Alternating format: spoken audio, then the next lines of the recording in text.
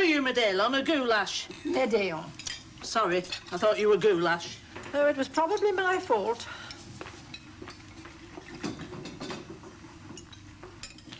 I'm so sorry, Mabel. I'm quite sure it was I that made the mistake. I dare say. Thank you.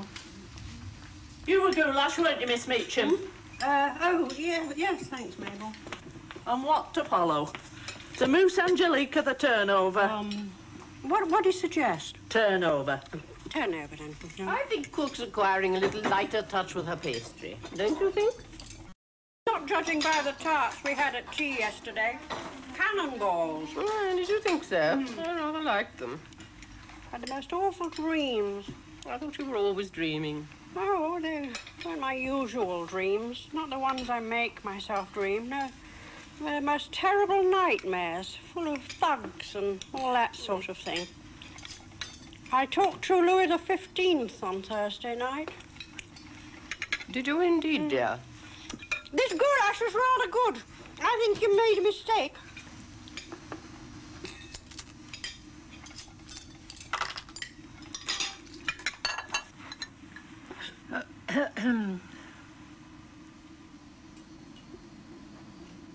Do you think you've found a winner for tomorrow, Miss Meacham? Marston Lad is worth a bob or two each way. Oh, I never bet nowadays. When my husband was alive, he used to put sometimes as much as £5 on a horse for me. I used to bet 5 times that amount when my father was alive and I had an allowance. Well, then, Why don't you get spectacles? because I don't need them.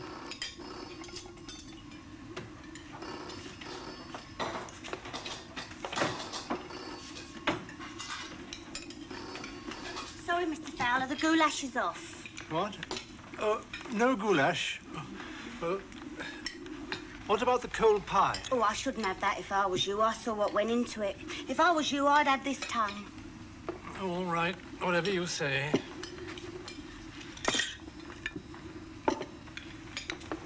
So, She won't last. I'm afraid not.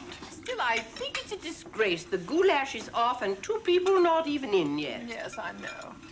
Of course, Mr. Malcolm's always late and really deserves it. Anyway, after those long sessions at the Feathers, I often wonder if he ever really knows what he's eating. But the new lady, I mean, my dear, what will she think? I saw her arrive. Did you, dear? Yes, did you? I was in the lounge.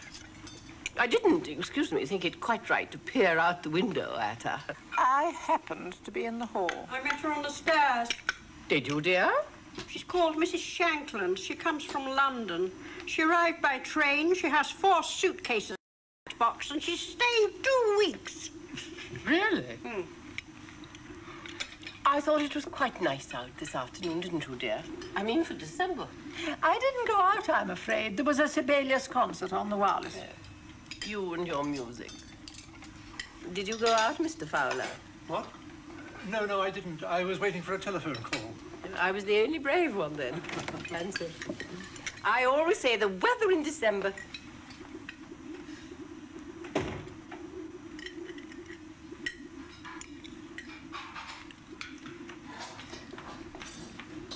Oh, you're the new one, aren't you? Yes. You're here.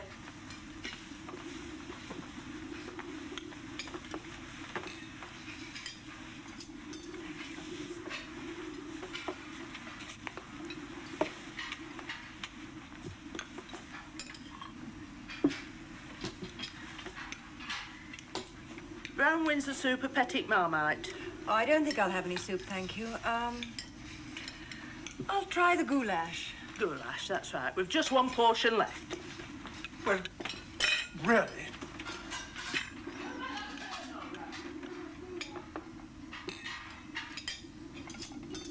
I was saying about the weather in December. Yes. It can be so treacherous, especially here on the south coast. This afternoon, for instance, even though the sun was quite bright, I put on a fur coat.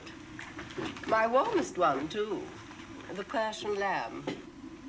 Very sensible of you. See you later, ladies.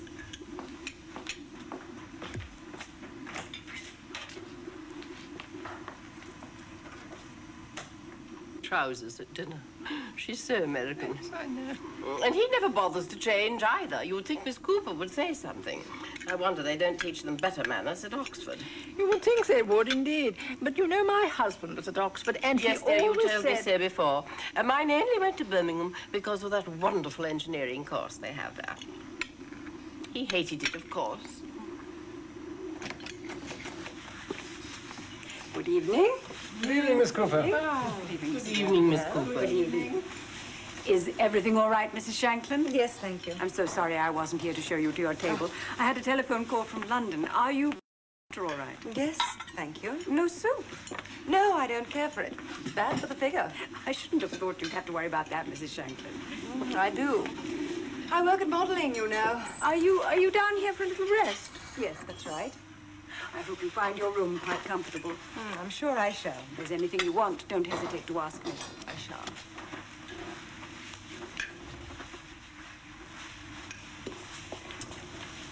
Mabel, Yes, miss.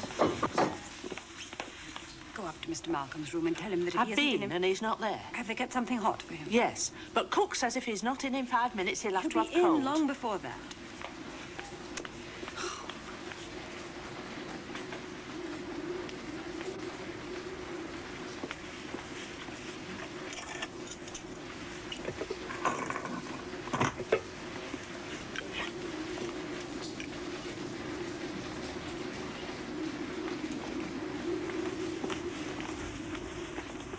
Miss Cooper, did I hear you say something about a telephone call? Oh, yes. I'm afraid it wasn't from your guest, Mr. Fowler. It was from Major Pollock. He's coming back next Tuesday. Oh, God, that old bore. Ringing up from London? That's very extravagant for the Major. I can't understand Philip not ringing up. How does he expect us to meet him at the station if we don't know what train he's on? Have you tried calling him? Yes, twice. No reply each time. Perhaps I'd better try again. It's a little late for that, Mr. Fowler. There's only one train left from London. Please don't worry about the room, Miss Cooper. If anything has gone wrong, which I don't believe, mind you, I'll pay for it myself, I promise No, you. that's perfectly all right, but I would like you to let me know, if you don't mind, as soon as possible.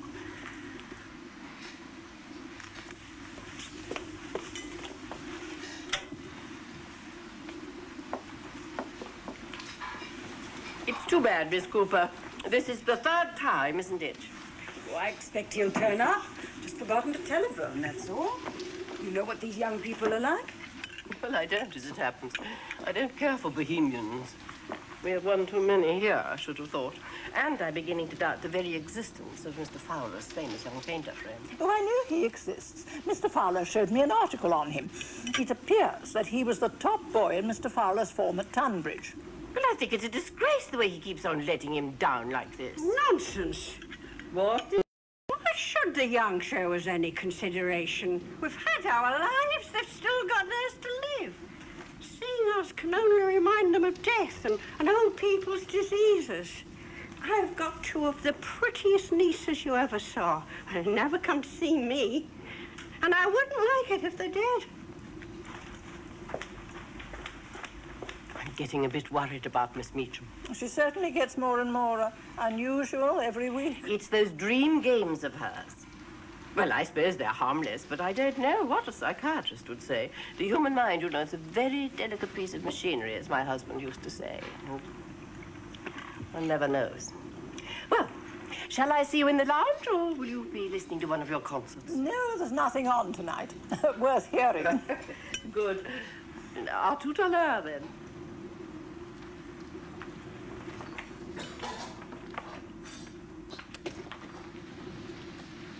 I brought you the turnover. It's better than the other. Thank you.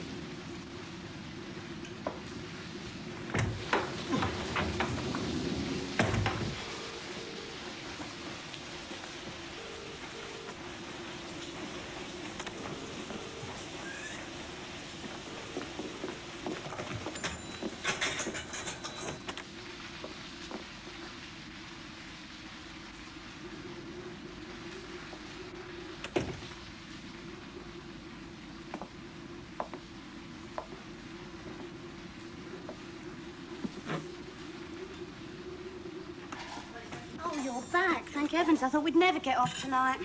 Where you been, the feathers? Yeah. Thought so. Goulash is off. You'll have to have Medallion. All right. Brown Windsor like usual. Yes, thank you.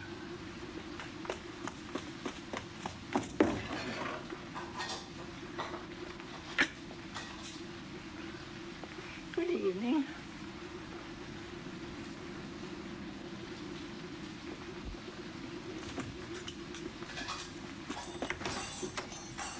There you are. Tuck into that.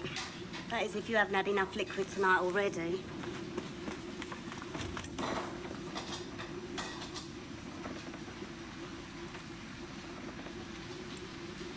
Is this coincidence?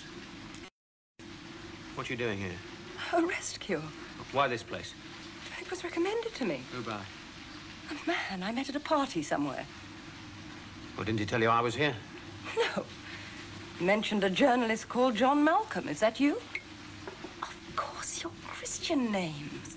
Why, for the love of God, couldn't you go to the Royal Bath at one of the grand hotels? I couldn't afford a grand hotel. He pays you alimony, doesn't he? $750 a year. I don't find it very easy. You see, I'm not getting work these days. I thought he was a rich man. No, his antique shop lost a lot of money. He gets his name in the papers a lot. Yes, Michael's quite a social figure. First nights and all that. Yeah. How long were you married to him, then? 3 years and 6 months. 3 months longer than me. Yeah, I saw the headlines of the case. They were quite juicy. Not as juicy as ours, though, eh? It was cruelty again, wasn't it? Yes. Did he try to kill you, too? No.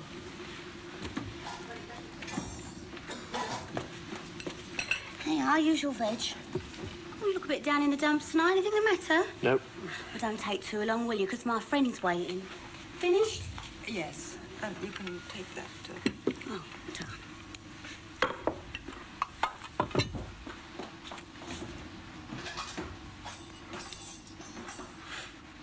How did he show his cruelty? In lots of ways. Small ways. Can all be summed up by saying he doesn't really like women. Why did he marry you, then? Wanted a wife. And you wanted a husband, eh? I suppose so. But he was gentle and kind, and he made me laugh. I was fond of him. I went into it with my eyes well open. I thought I could make it work, but I was wrong. Oh, well, third time lucky, perhaps, eh? Perhaps. How long are you staying here? I booked for 2 weeks. Well, I'll leave for London tomorrow. No. If you feel like that, I'll go to another hotel. Well, that might be easier, yes. John, I don't see why. Why didn't you come to see me in prison? I wanted to, but I was stopped. Who by? My mother and father. They thought it would make it easier for you if I kept away. Yes, that's a very well-bred Christian thought. My dear ex-in-laws. Well, how are they? My father's dead. My mother lives in a place very like this in Kensington. You'll leave tomorrow, then, yes? Yes? Thank you. John.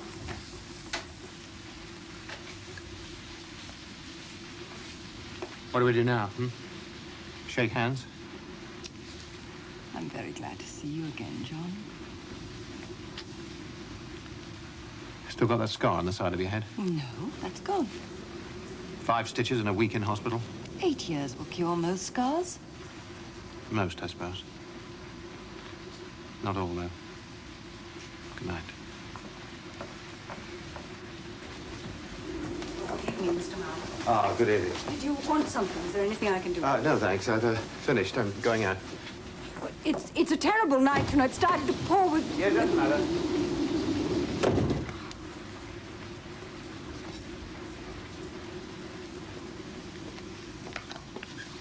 Coffee is served in the lounge, Mrs. Shanklin.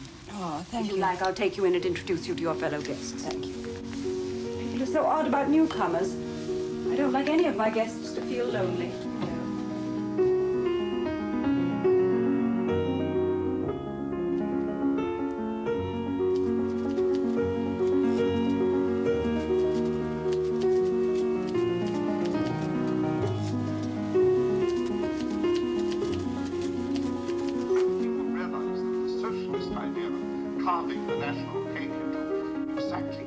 slices isn't just impractical.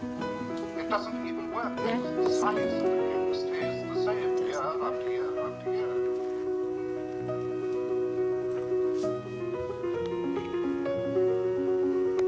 Night, sweetie. Night. Good night, Miss Meacham.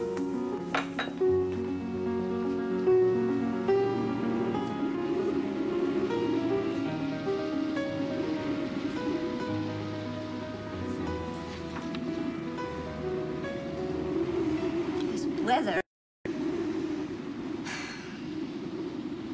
Oh, that's it for me.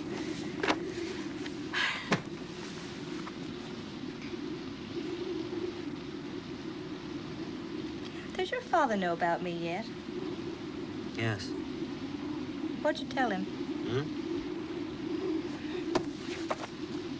What did you tell him? Don't do that, Jean. I'm in the middle of the trickiest duct in the whole human body. What did you tell him? Oh, God. That we were in love with each other and that we were going to be married. Then you told him a dirty lie, didn't you? Well, I had to put it like that, otherwise he wouldn't have understood. Now, Jean, please be quiet. Oh, honey, look, you better stop now. Well, if you go on much longer, you know you won't sleep. And it'll make you old before your time. Oh, my God. To be old before one's time. I wonder if all old people are as miserable as these. Oh, they're not miserable. Look at old Dream Girl. She's as happy as a lark, communing with her spirits and waiting for the racing results. And the Bournemouth Belle's pretty happy, swanning around here in her fox fur coat and keeping her nose in everybody's business. And as for Karl Marx... Anna, you can't say Karl Marx isn't miserable. Oh, I don't know. He's got his booze and his articles in the New Outlook and his vague air of a murky past. No, but you know who I think is miserable? Miss Cooper. No, not Miss Cooper. The new one. Mrs. Shankland? Yeah. You've only met her for a second an hour ago. No, she can't fool me. I mean, what's she doing here? Dressed up like that? Oh, she's been through something, that lady. Really, Jean, you're getting worse than the old girls. She's divorced. No, I'm sure of it. All right, so she's divorced. Does that make her a tragic figure? I would have thought, according to your ideas on marriage, it ought to make her an extremely happy one. My ideas on marriage are only for us, Charles. Because I want to have a career. You're going to have a career, and I'm going to be a famous surgeon. And we don't want hordes of children cluttering up your consulting room. Hey, but other people aren't as sensible as we are. They go and get married, and then they get miserable when it all goes wrong. Well, that's not going to happen to us. We're too integrated. Well, at least I know I am. Well, come and give me a kiss, and I'll show you how integrated I am. He completely ignored that horrid socialist. It was really excellent. Oh, hello. Finished your work? Yes, thank you. Yes. Just going to bed. Good night. Good night, ladies. Good night. See you at breakfast. They've been making love. Perhaps they are in love. I always thought there was something. They're meant to be in here just to work. Old friends and all that sort of thing. That's what they told Miss Cooper. If they're in love, why can't they say so? I hate anything furtive. You know, that man was very good just now on television. Oh, yes, what was it he said that was so true? Something about the national cake. Good gracious. Oh. Shut that door at once. There's a most terrible draft. The draft? Oh, yeah. He's drunk. Yes, the national cake. Yes. Oh, it was in that wonderful answer he gave about levelling up rather than levelling down. He said, don't you remember, that whereas the socialists were only concerned with cutting the national cake into exactly equal slices, the conservatives were trying to increase the size of the cake. Who said that? Sir Roger Williamson on television. Oh, I might have guessed it. I take it you don't agree with him, Mr. Malcolm. Of course I don't agree. You know damn well I don't agree. That's not the point. You've got some damn clever people in that party. Yeah. Why they have to put an old ass like that on television? With a falsetto voice, face like an angry walrus, and the mind of a backward child of 8. Well, that was not our impression of Sir Roger. Well, poor old Roger, eh? I suppose he needs the dough to make a little back on what he spends on all those girlfriends of his. Are you personally acquainted with Sir Roger, Mr. Malcolm? No, I never met him. May I ask, then, by what right you speak? No right. I just hear things, you know, that's all. Very libelous things, if I may say so. Yeah, well, the greater the truth, the greater the libel. The phrase, isn't it? What else did Sir Roger say, eh? He mentioned the go-slow in the docks. As a matter of fact, he did. He said that the dockers have no sense of national responsibility. No body of men in England with more. Party line, Mr. Malcolm. No, that's my line, because that's something I know about, because I used to be a docker myself. I'm not, if I may say so, surprised to hear it. Well, I'm not surprised that you're not surprised, Mrs. Railton Bell. Excuse me, too much whiskey. Keeps the draft out, you know. I gather you two ladies read the new Outlook. I certainly do no such thing. I wouldn't soil my hands with it. Well, I thought as much. What about you then, Lady Matheson? Well, I have glanced at it from time to time, and I have read one of your articles, Mr. Malcolm. Excuse me, have you read? What was it about? Dividends and wages. What do you think of it? Well, since you ask me, I thought it was monstrous, utterly monstrous. Do you realize that I have to live on a little less than half of what the average dock worker makes in a year? My husband was in the civil service, but he died before the pension scheme came into force, so that now... No, you can't afford to have your radio repaired, can you? And you live by it, eh? You had to move into a small back room at the hotel last year when you put the prices up. You see, you're the unlucky victims of our revolution, you know. You and Miss Meacham and Mr. Fowler and all the rest of them. You should appeal to our humane instincts, Lady Matheson. By voting on your side, I suppose. Well, that would be the most practical way. I agree with you, yeah. Never, never till I die. Why didn't you mention me when you were speaking of victims? Well, because you're not one, and you won't be either until our tax on capital gets at that tidy little nest egg of yours. I think we should go, Gladys, and leave Mr. Malcolm to sleep it off. Oh, you're leaving, ladies. I mustn't forget my manners, must I? I've so enjoyed our little chat. Don't forget, ladies, next election. Vote Labour. It's our own fault, Gladys. We should never have allowed ourselves to get into an argument with a drunken red.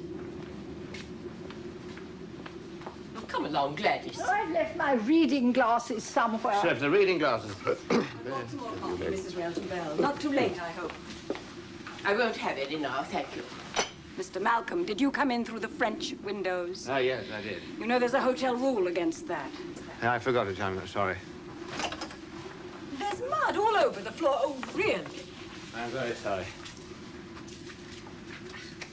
I'm so sorry. Has there been some bother? Oh, dear. What was it? I'd rather not discuss it now. Can't you find them, dear? They were underneath the chair. Oh, do come along. That horrid man may be back at any moment.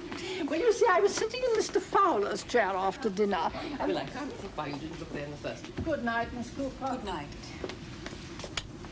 Miss Cooper, I should like a word with you in the morning after breakfast. Good night. Good night, Mrs. Railton. Good night, Mr. Fowler. Good night.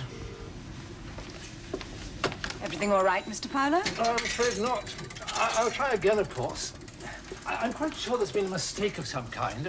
A telegram wrongly addressed or something. Yes, I expect so.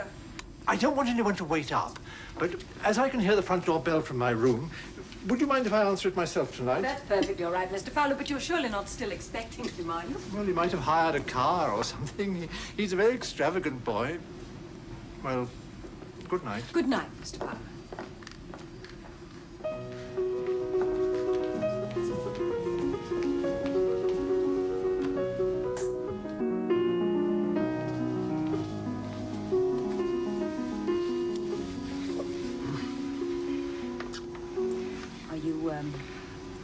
Are you very drunk? No, not very. How many? Well, as many as I could afford. Wasn't a lot. Something's the matter. What is it? Nothing much. Want to tell me? No, I can't tell you. It's all right. What did you say to the old ladies? Too much. Oh, far too damn much. Oh, God. God. Yeah. I may have to leave. You can't leave. I may have to. You won't have to. I'll see to that. Hmm? Was it so bad? Oh, no, not Very bad, just an ordinary show-off, you know, a rather sordid little bit of alcoholic self-assertion, taking it out on two old women, letting them know what a great political thinker I am, what a great man I once was. I even let it out that I used to work in the docks. Oh, Lord. I'm sorry, Pat.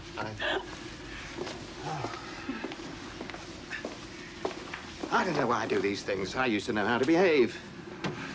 I'd probably been nothing anyway. The world's full of young men who have not in middle-aged fulfilled their promise. I mean, there's nothing to that, is there? Nothing at all. No, something's the matter. What is it? Oh, I told you, I can't tell you, and it's not important anyway. It's important enough for quite a few whiskies. Well, quite a few things are important enough for that.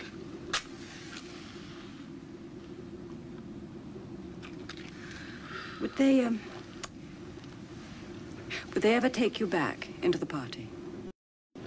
Oh, I've often thought I'd like to try and stand for my old constituency again.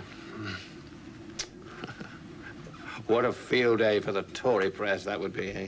Oh, I can just see it. John Malcolm Ramsden, junior minister in the 45 administration, went to prison for 6 months. Triple charge, assaulting a policeman, drunk and disorderly, grievous bodily harm to wife. No. Well, I think I'd better stay John Malcolm, a journalist, a middle-aged soak, has-been. Terror of the old ladies of the Hotel Beauregard, Bournemouth. I prefer that. Mm-hmm. I don't want to know what it is, but let me help you if I can. Oh, Pat, you know, I really do love you very sincerely. Sincerely? It sounds a little bit like what a brother says to a sister. Now, surely you've got enough reason to know that my feelings for you are more than fraternal. Yes. But in spite of all that, I don't think I'm not grateful for all that. Really not quite enough reason. Oh, Mrs. Shanklin, they told me you'd gone up some time ago. Yes, I have. But not to bed. It's a comfy armchair up there, isn't it?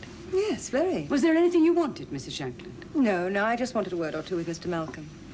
Oh, really? Had you two met before? Yes. Oh. Well, I'll leave you alone together, then.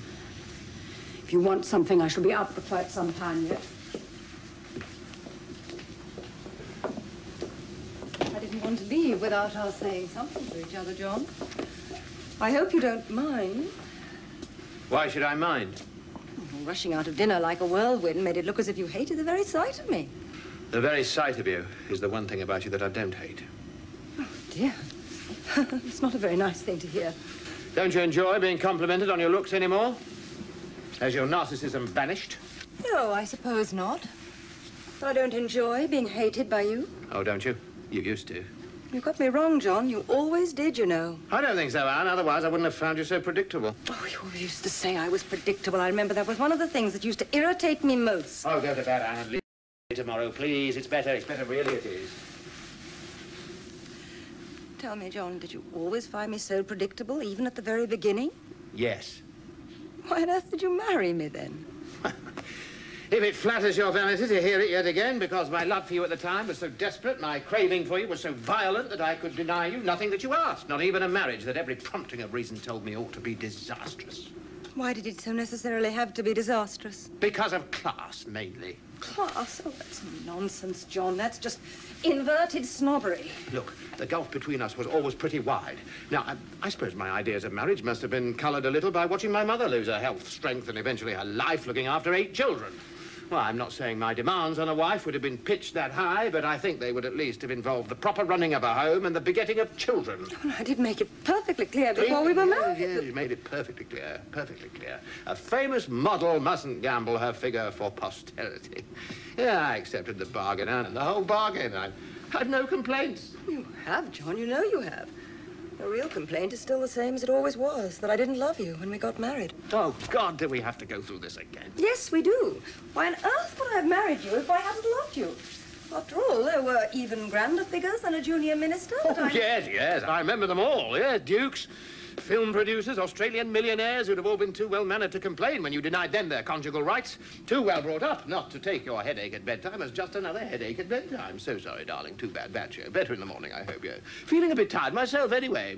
I mean, what possible enjoyment could there have been for you in using your weapons on a husband like that?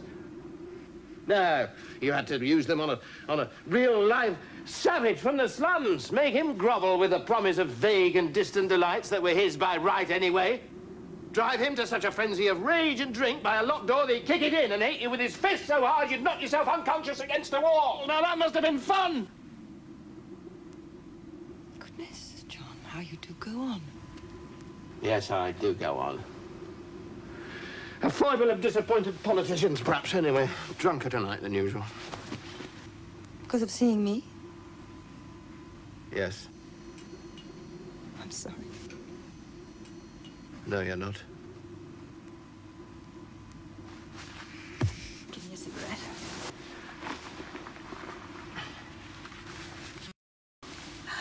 Not still, those awful cork-tip things. I'll have one of mine. Hand me my bag.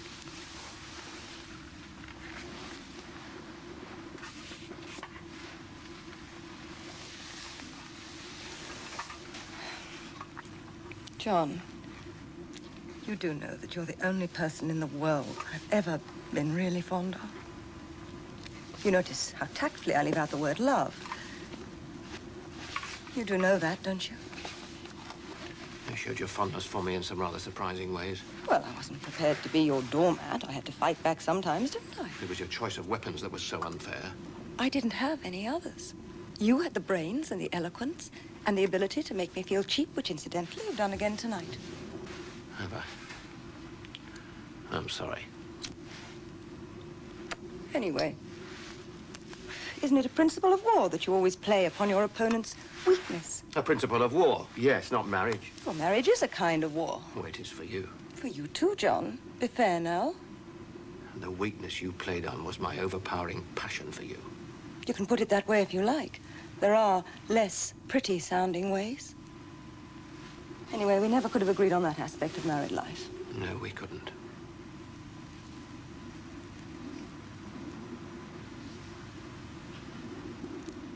Why are you staring at me? You know very well why. Well, don't. It makes me embarrassed. Sorry. John, if you'd really wanted an obedient little housefrau for a wife, why didn't you marry one? Like that, manageress I caught you canoodling with a moment ago. That was a canoodle, wasn't it? A canoodle is what you would call it, yeah. Well, why haven't you married her? Because I'm not in love with her. Does that matter? Well, I'm old-fashioned enough to think that it does, yes. Well, couldn't you, as they say, learn to love her? After all, she's your type. I've only one type in the world, Anne. It does my pride no good to say it. Only one type. The prototype.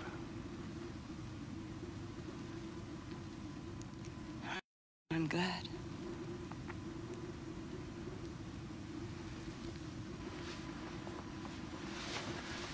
That's a nice little affair. Who gave you that? Your second? Yes. Good taste. In jewels. I think you should have made a go of it with that man. Sounds much more your form. He wasn't much of a man.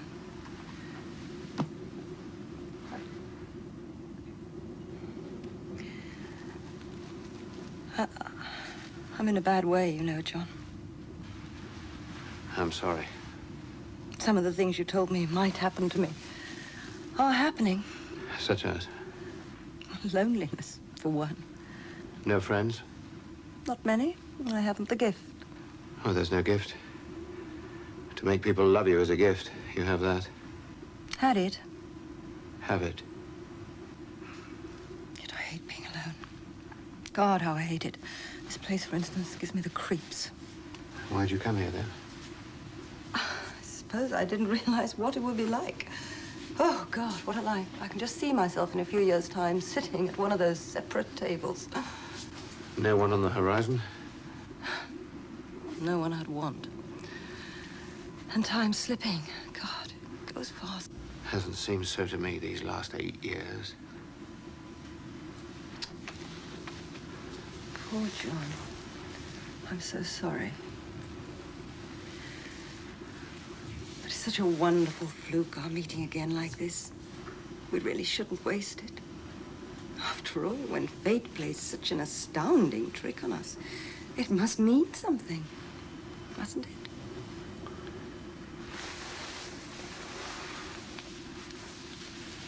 Don't send me away tomorrow, John. Let me stay on just a little while. I won't be a nuisance. Really, I won't.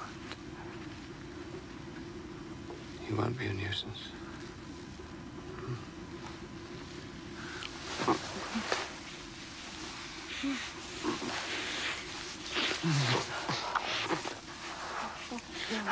Don't speak, don't speak.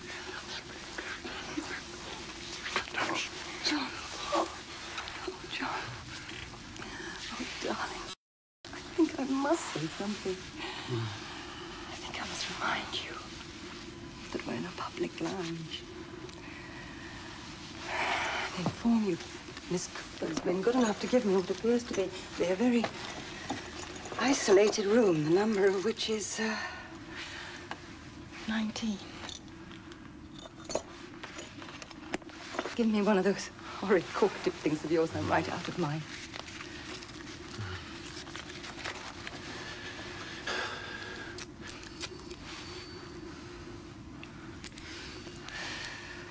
What a shaky hand. How do I look? All right? All right. Half an hour. Mrs. Shanklin? You see. Mrs. Shanklin, you're wanted on the telephone at London call. Oh, where is the phone? It's through here. You'll follow me?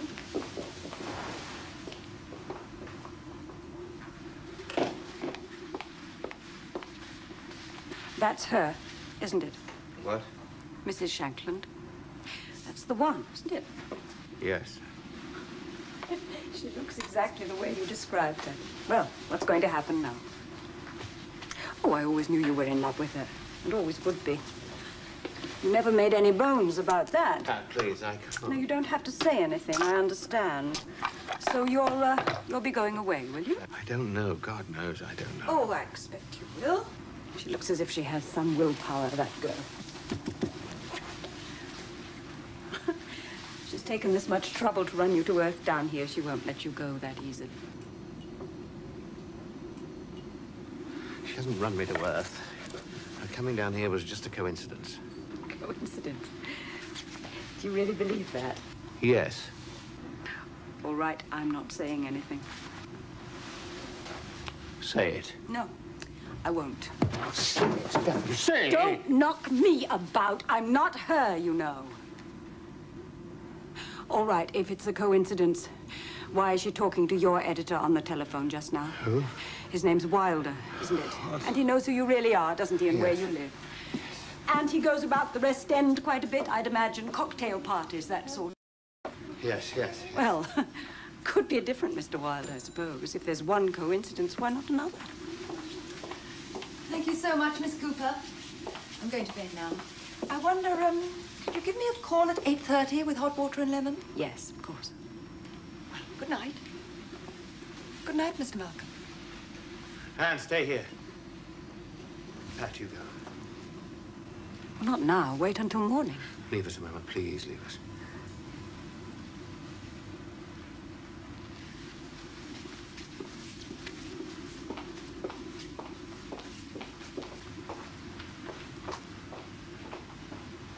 When fate plays as astounding a trick on us as this, it must mean something, mustn't it, Anne? Yes? That's what I said? What did you tell Wilder, Nor is there need to lie anymore. I'll quote you, shall I? My dear, our little plan has gone off quite wonderfully. Thank you so much for your help. You should have been there. You'd have died laughing. 10 minutes alone with him was all I needed to have him groveling. I can tread on his face now any time I want to. I wish you wouldn't be so angry with me, John. I had to see you. I was desperate to see you, and this is the only way I knew how. You couldn't have thought of telling me the truth in there, could you, eh? No, you had to have your moment of conquest, your moment of triumph, and you had to have it by lying and by cheating. Of course I should have told you. Of course I should have. But you see, even now I still have a little pride left. So have I, Anne. So have I. Oh, I can see it now. I can see the makeup and the lines that weren't there before. There'll soon be nothing left, will there, eh? To drive a man to... Why don't you, John? Why don't you? Oh!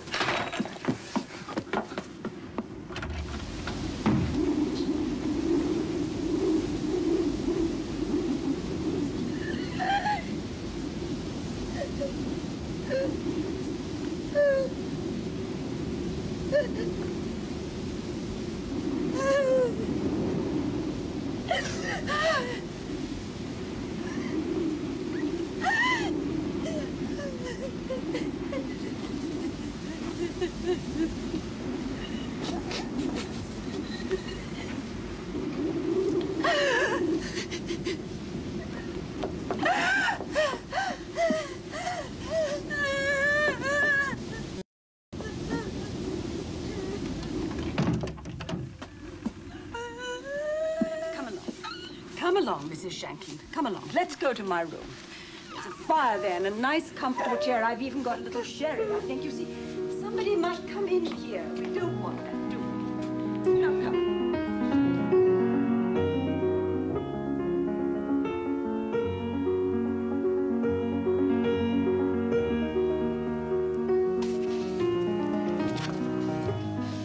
Oh, Miss Cooper, I did tell you, didn't I, that my daughter Sybil's coming home this week? Yes, you did, Mrs. Relton Bell. I'm sure you'll be very glad to have her back here with you. I will indeed. I trust that you will speak very severely to Mr. Malcolm about his disgraceful behavior last night. I will, Mrs. Relton Bell. I promise I will. I will speak to him most severely. Good morning. Good morning, Miss Cooper. Morning. Any letters? Nothing for you, I'm afraid. Good morning, Miss Meacham. It'll be a nice dry day at last. Ah, will it be dry at Newbury, though? That's the point. Now, there you have me, Miss Meacham.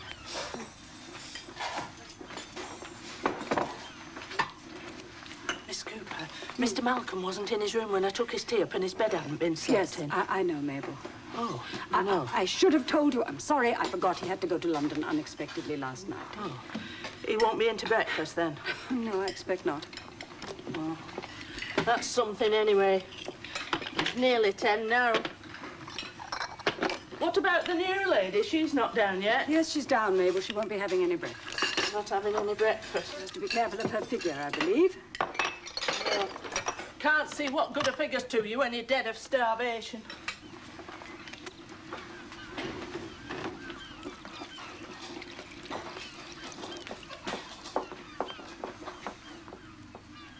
She's leaving, isn't she, the new one? Yes, she is. How did you know? I heard her ask for her bags to be brought down. I knew she'd never stick it. Stick it, Miss Meacham. I don't mean you tell. Best for the price in Bournemouth, I've always said so. No, I mean, all this, the life here. She's not the alone type, is she? Is anyone the alone type? Well, rare, of course, but, you are for one, I'd say. Why? Well, I'm not saying you won't fall in love and get married one of these days or something silly like that. Now, what I'm saying is that if you don't, you'll be all right, because you're self-sufficient, you see. Well, I'm glad you think so. Perhaps even a little more than you realize. What do you mean by that? Nothing. I'm sorry. I'm tired. I have a headache. I didn't sleep very well last night. Well, I don't suppose you are glad, really. You probably never had to face up to it yet. I faced up to it very early on, long before I was an old wreck, while I was still young and pretty and could choose from quite a few. Quite a few. Well, I didn't choose any of them, and I've never regretted it, not for an instant. People have always scared me a bit, you see. They're so complicated. I suppose that's why I prefer the dead ones, really. Any trouble from them, and you can switch them off like a television set. Now, what I've always said is, being alone, that's the real blessed state, if you've got the character for it. Not Mrs. What's-her-name from Mayfair over there, though. I could tell at a glance 2 weeks here and she'd have a head in the gas oven. It's pork for lunch, isn't it? Yes, Miss Meacham. Hello, Park. I'd have a bob or two on Johnny Boy, dear, if I were you. He's past the post if the going's good.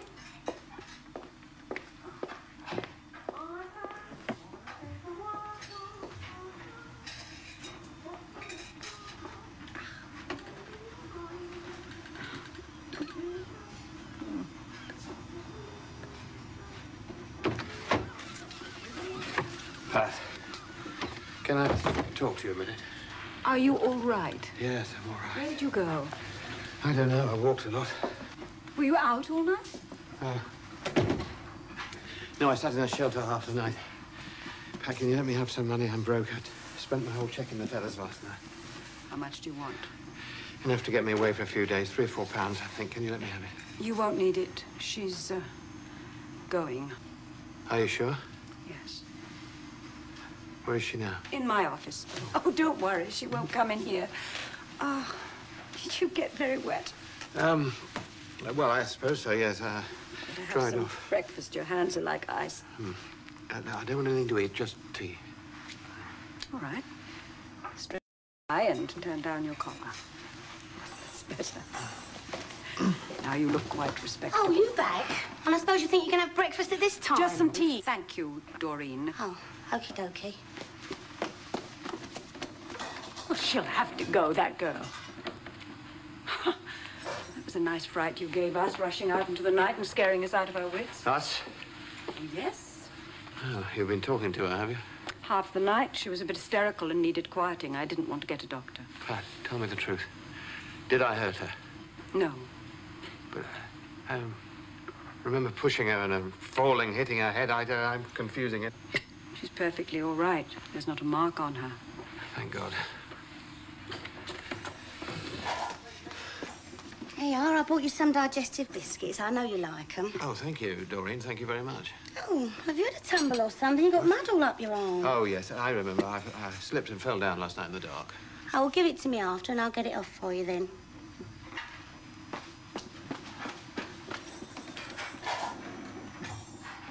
How is she this morning? A bit shaky. Quieter, though. Did you know she took drugs? Drugs? What sort of drugs?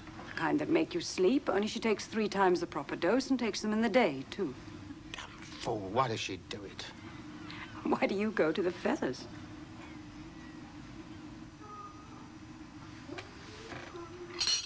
What time is she leaving? She's only waiting now to get some news of you. I was going to telephone the hospitals. She asked me to do that. I see. Well, I'll just finish this and I'll slip away quietly and you can tell her that I'm perfectly all right. You don't think you should do that yourself? No. No? That's your own business, of course. I think if I were in your place, I would. You don't know what it's like to be in my place. You can't even guess. I think I can. You better let me call her in. Pat, look, just don't interfere in this. Give me one good reason why I should see her again. Just one. All right. God knows it's not for me to say so, because you love her. And because she needs your help. I think everything you ever told me about her is perfectly true. She is vain, she is spoiled, selfish, deceitful. I see those things as ordinary human faults, that's all. But as you're in love with her, you see them as monstrous sins, and they drive you to, well, the sort of thing that happened last night. I can't help feeling sorry for a woman who's unhappy and desperate. Well, shall I call her in? Pat, look, just let her go to London and live her life. And let me live mine in peace. Yes, that'd be fine. If you just tell me one thing first. Exactly what kind of peace are you living in down here? A kind of peace, anyway. Is it? Is it even really living? Is it? Oh, I know there's your work and your pals at the Feathers, and there is me, but is it really living? It'll do.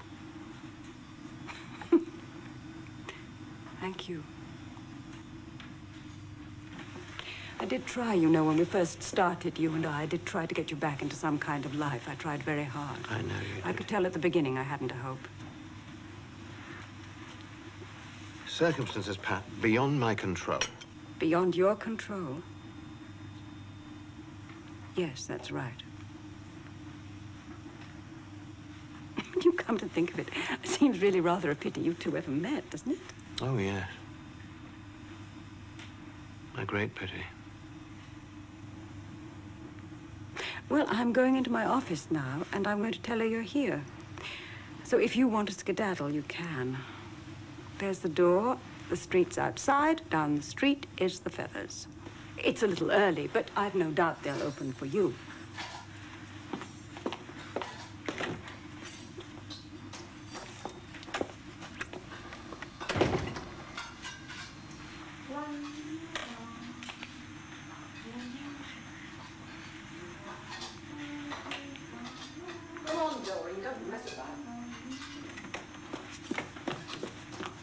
Have you finished?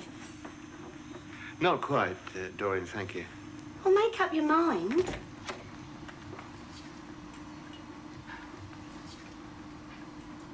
Well, Mrs. Shankland, you're a bit late for breakfast, I'm afraid. Still, I expect you didn't realise. There's some coffee left, or tea if you'd rather.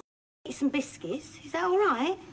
Yes, thank you. Thank you. That's very kind of you. I'll have coffee, please, not tea. Right, yeah.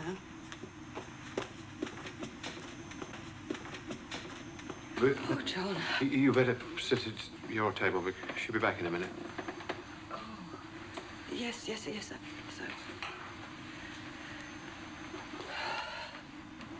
I've been desperately worried about you. Well, you needn't have been. I'm perfectly all right. How are you? Oh, I'm all right, too. I'm leaving this morning, you know. So I heard, yeah. I won't bother you again. Ever again. Just wanted to say how sorry I was. I had to lie to you. Thank you. I don't know why I did it. I'm sorry I don't seem to know very much about myself anymore. It's all right. I am an awful liar.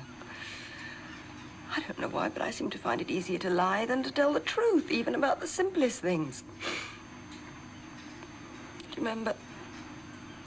It was usually about my lying we used to quarrel in the old days. Yes, I remember.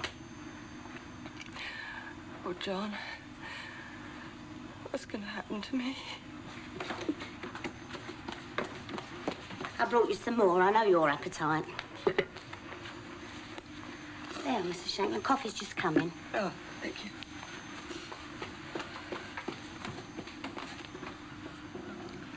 Whew. Narrow escape. Sorry, I'm in rather a weak state this morning. You must give up those drugs, Anne. She told you about them. Yeah, they're no help to you, you know. I know. You throw them in the dustbin. I mean, they're no good, those damn things. I can't do that. But, I will try and cut down on them if I can. Try. I will try, really, I will.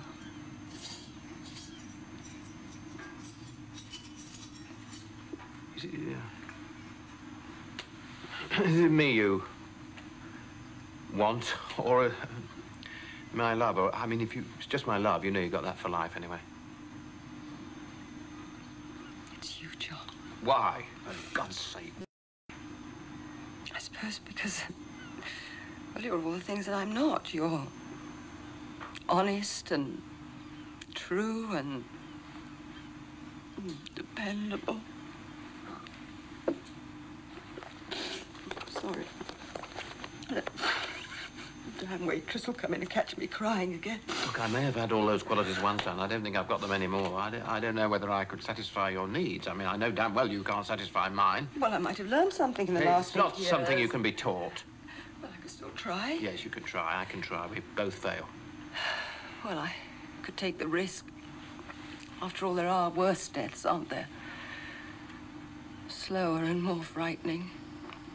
So frightening, John. So frightening. You see, I'm an awful coward. I never could face anything alone. Not the blitzes in the war.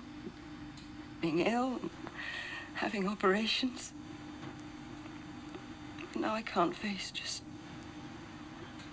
growing old.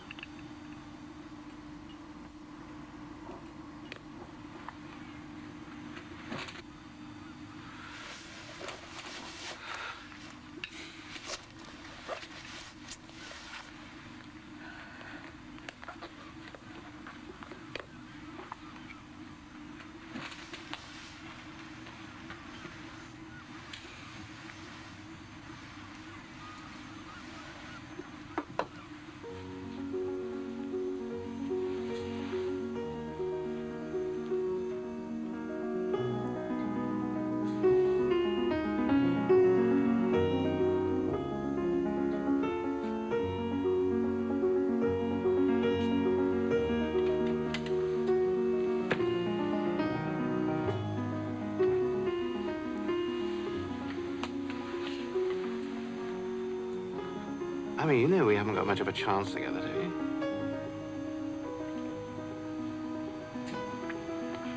No, have we? Not that much apart.